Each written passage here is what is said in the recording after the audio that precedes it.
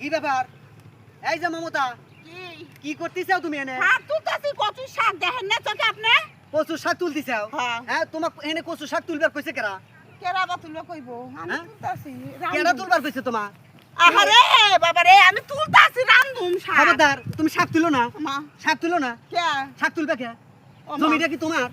তো জমিটা তো আমার না, রাস্তা তো কারো বাপের না। হ্যাঁ? রাস্তায় শাক হয়েছে, রাস্তা তো কে? কারো বাপের না। রাস্তাটা আমার বাপের। এই জমি আমার। শাক এই তো পুকুর তুমি আমার। আবাদ করো ওই পুকুর নাই। আমার।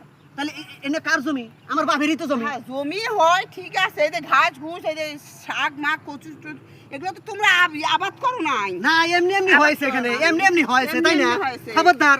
মা। খবরদার কইছি। কি ওরা আসো শাক পারি। তুলবে না, খবরদার কইছি। এমন এমন এলে ব্যবহার- দাও। এই সব শাক দাও।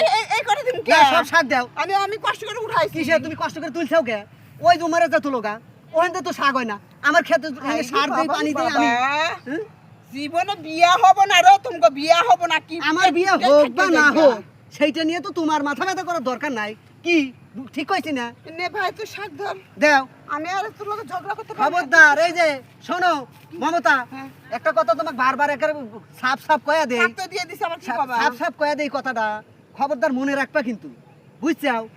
তুমি দ্বিতীয়বার যদি আর আমার এনে শাক তুলবার আইছাও, তাইলি আমার যে সার গরুটা আছে না, ওইটা নিয়ে আইছে তোমার পাছার মধ্যে এমন ঢিসা দেওয়া আমু জানি তোমারে একবারে লঙ্কা কাণ্ড দেখাই দিমু কিন্তু। দে। শাকগুলা দাও। কিসের শাক দিমু? দে, শাকটা কিসের শাক দিমু তোমার? দিস না। এখন কিন্তু পানির মতো সুবামু তোমার, বুঝছাও? বাবা, পানির মতো বাবা, সুবামু বাবা। আচ্ছা ভাই, বকবক করে অনুরোধ করতেছি, তুই যাতে ভাই তোর খেতে শাক আর আমি নিমে তো খেত দিলে বাপ দাদা 14 গোষ্ঠী তোমার- দিতে পারি, দাদা আমি আমার। তোমার শাক নেওয়া নাইবো না, তুমি যাও।